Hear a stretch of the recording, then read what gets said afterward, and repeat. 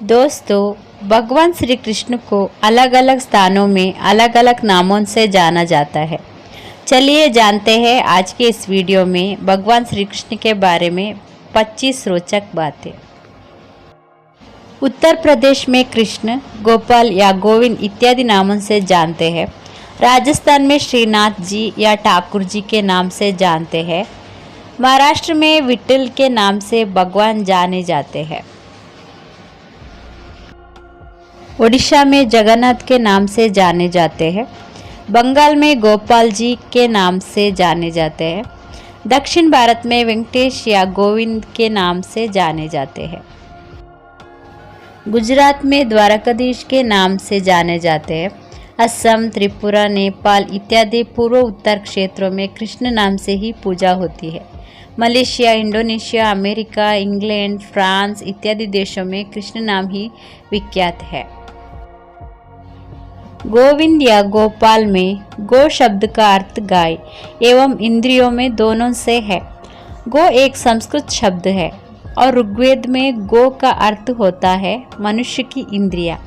जो इंद्रियों का विजेता हो और जिसके वश में इंद्रियां हो वही गोविंद है, गोपाल है। श्री कृष्ण के पिता का नाम वसुदेव था, इसलिए इन्हें आजीवन वासुदेव के नाम से जाना गया। श्री कृष्ण के दादा का नाम शूरसेन था। श्री कृष्ण का जन्म उत्तर प्रदेश के मथुरा जनपद के राजा कंस की जेल में हुआ था। श्री कृष्ण के भाई बलराम थे, लेकिन उद्धव और अंगिरस उनके चचेरे भाई थे। अंगिरस ने बाद में तपस्या की थी और वे जैन धर्म के तीर्थकार नेमिनाथ के नाम से विख्यात हुए थे। श्री कृष्ण ने 16,000 राजकुमारियों को असम के राजा नरकासुर के कारागार से मुक्त कराया था और उन राजकुमारियों को आत्महत्या से रोकने के लिए मजबूरी में उनके सम्मान हेतु उनसे विवाह किया था, क्योंकि उस युग में हरण की हुई स्त्री अछूत समझी जाती थी और समाज उन स्त्रियों को अपनाता नहीं था।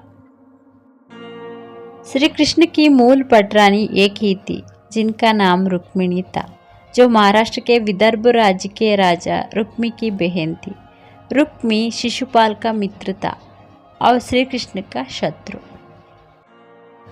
दुर्योधन श्री कृष्ण का समधी था और उसकी बेटी लक्ष्मणा का विवाह श्री कृष्ण के पुत्र सांबा के साथ हुआ था। श्री कृष्ण के धनुष का नाम सारंग था, शंख का नाम पंचजन्य था, चक्र का नाम सुदर्शन था। उनकी प्रेमिका का नाम राधा रानी था, जो बरसाना के सरपंच ऋषभानु की बेटी थी। श्री कृष्ण राधा रानी से निष्काम और निस्वार्थ प्रेम करते थे। राधा रानी श्री कृष्ण से उम्र में बहुत बड़ी थी, लगभग 6 साल से भी ज्यादा का अंतर था। श्री कृष्ण ने 14 वर्ष की उम्र में वृंदावन छोड़ दिया था और उसके बाद वो राधा से कभी नहीं मिले।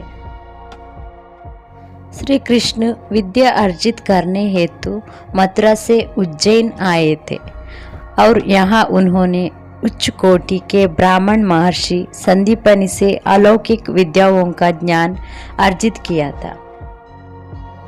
श्री कृष्ण की कुल आयु 125 वर्ष थी।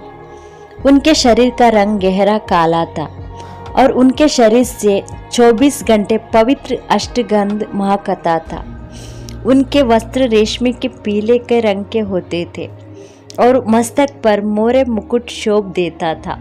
उनके सारथी का नाम दारुक था और उनके रथ में 4 घोड़े जूते होते थे।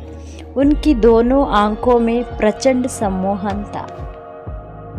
श्री कृष्ण के कुलगुरु महर्षि शांडिल्य थे।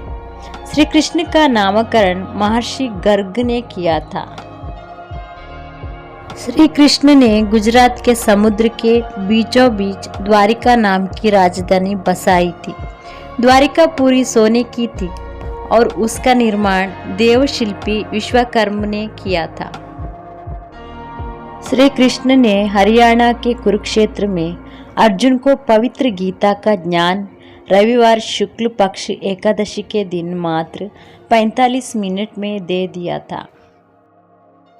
श्री कृष्ण ने सिर्फ एक बार बाल्यावस्था में नदी में नग्न स्नान कर रही स्त्रियों के वस्त्र चुराए थे और उन्हें अगली बार यूं खुले में नग्न स्नान ना करने की नसीहत दी थी।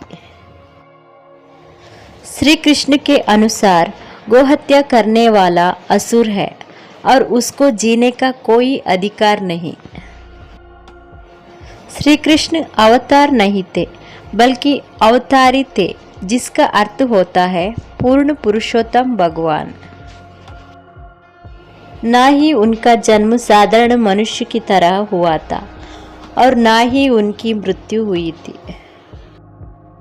सर्वानु धर्मान् परित्यज्य मामेकं शरणं व्रज अहं त्वं सर्व पापेभ्यो मोक्षयिष्यामि मा शुच। सभी धर्मों का परित्याग करके एकमात्र मेरी शरण ग्रहण करो, मैं सभी पापों से तुम्हारा उद्धार कर दूंगा, डरो मत। जय श्री कृष्ण।